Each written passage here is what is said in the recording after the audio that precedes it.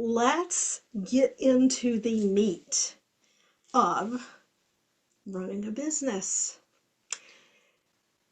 When you run a business, you are solving a problem. Write that down, underline it, bold it, do whatever you have to do so that you never forget it. You are solving a problem, and you just happen to be using hypnosis as a means of solving that problem for someone. I used to get so in my head about this. My coaches would say to me, Penny, what problem are you solving? I'll say, well, I'm solving more than one problem. You know, the people come to me because they're dealing with procrastinating, but what's happening is they don't trust themselves and they haven't accepted themselves. They berate themselves when they're making a mistake. They have a lot of guilt. They have a lot of shame. I'm solving a lot of problems. I was so wrong, and I pushed back on this so hard, and it cost me building my audience. It cost me building my list. It cost me revenue, and you know what all that means? It cost me a lot of time, and it costs me in terms of where my business could be today. When you're hiring someone who has been in business a lot longer than you have, and they're telling you, look, this is the way that you sell, this is the way that you make millions, you have to define this problem, listen to them. Maybe their actual sales system does not feel aligned. Remember, I talked in the very first video. If you haven't watched it, be sure to like, subscribe, and go back and watch that first video, The Pillars of a Sustainable, Profitable, Aligned Hypnosis Business. There are different ways to market. There are different ways to close a sale. But we're solving a problem. And the problem that we're solving is the thing that the person is up Googling, or now getting on the ChatGPT, and they're having a conversation with AI at 2 a.m. as to what their problem is. They're not saying, how do I accept myself more? They're not saying, oh, geez, how do I love myself more? They're saying, what is wrong with me that I know exactly what I need to do, but I can't do it. I just can't do it. Okay? That might be the problem you're solving. The problem you might be solving is that somebody is frustrated and angry at themselves because they're walking around with a vape in their hand constantly, but they can't stop. The problem you're solving is loss of control over vaping. Most people, I'm going to share this with you, most people do not do things because of their health. Because people know stuff is unhealthy for them. If health was enough of a motivator, they would have quit already.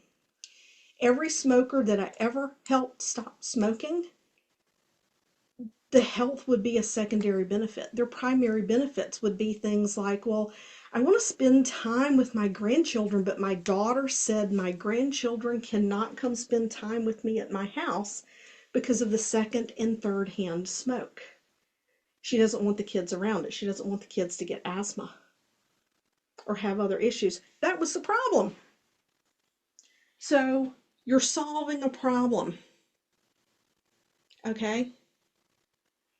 The problem could be stop the endless cravings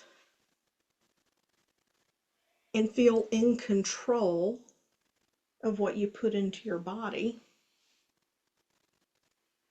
so you can have more energy, or so you can fit back into your jeans, or maybe you market to a bridal niche so you can fit into that dress on your wedding day, you can comfortably fit into your wedding dress without extreme dieting, right? That's a problem that you would be solving. So you have this offer. And, people can do everything from money blocks to speaking on stage to athletic performance, high performance for executives. There's a hypnotist out there that caters to the Bitcoin kings, maintaining their cool when they're trading, the Bitcoin kings. That's important. For people who are traders, maintaining their cool and not making trades emotionally is a huge thing. So you're solving this problem.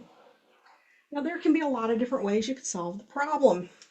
We're just going to pick procrastination, just because it's something I have a lot of past experience with. Procrastination. You could do one-on-one sessions for that. You could do a group session for that. And you may say, well, Penny, in a group session, I can't guarantee they're going to get the same result as in a one-on-one session. I know, but stop it.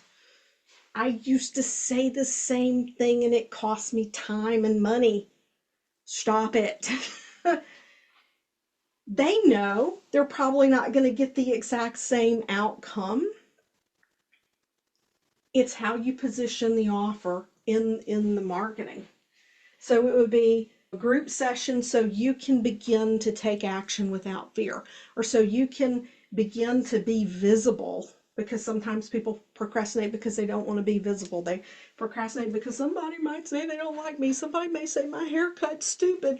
People are going to judge me. Newsflash. People are always going to judge you.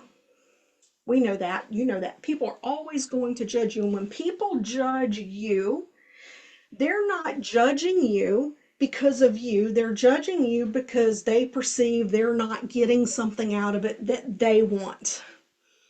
Or they're judging you because they see you doing something that they don't know how to find within themselves. They're judging you because they're judging themselves. Has nothing to do with you, right? You could do group sessions around, judgment, around fear of visibility, right? There are 100 different reasons I can think of off the top of my head that someone procrastinates. Trust yourself to follow through. These are all group sessions that could be done. You could end up creating a membership. When you pick this one problem, procrastination, it's impacting relationships. It's impacting their money. It is impacting their self-talk. Okay? They may feel shame, guilt. You're solving a problem. And you might say, well, what if I just want to work on the shame piece? Well, that's just one piece of this. They don't always feel shame. They feel a lot of different things. And you speak to all of these different things that are involved in this one problem. Procrastination. It's costing them time. It's costing them money. They may say, oh, I have a money block. There's no such thing as a money block. There's something else that's happening that's impacting someone's ability to receive or create cash flow. There's no such thing as a money block. That doesn't exist.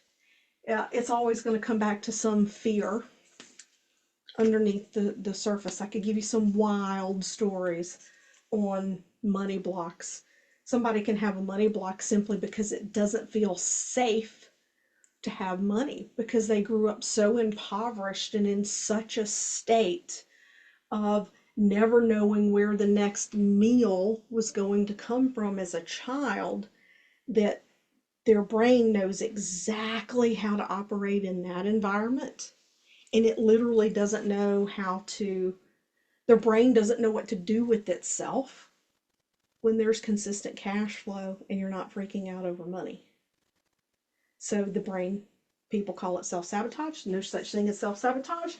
If you train with me in Elite Hypno Pro, you will learn there is no such thing as self-sabotage. It does not exist. And this is a reframe that we help clients with in hypnosis. So you're going to create an offer. And in that offer, you think of all the different ways you could help someone solve that problem. Group sessions, membership, a group program that's hypnosis and combined coaching if you do coaching. If you're a financial advisor, hypnosis plus financial advising. Of course, I don't think you can do financial advising in that way. There are a lot of rules and regulations, but you could find a way to combine the two that work within the regulations if you still have your licenses and certifications, whatever the case may be. But what is the problem you're solving, and what are all the different pieces of that problem? Because those become individual, smaller offers that you can make. And this is how you're going to create that recurring revenue that we're going to talk about in one of the later videos. So please leave your comments, ask your questions, hit like and subscribe, and share this video with someone that you think might benefit from it. Bye now.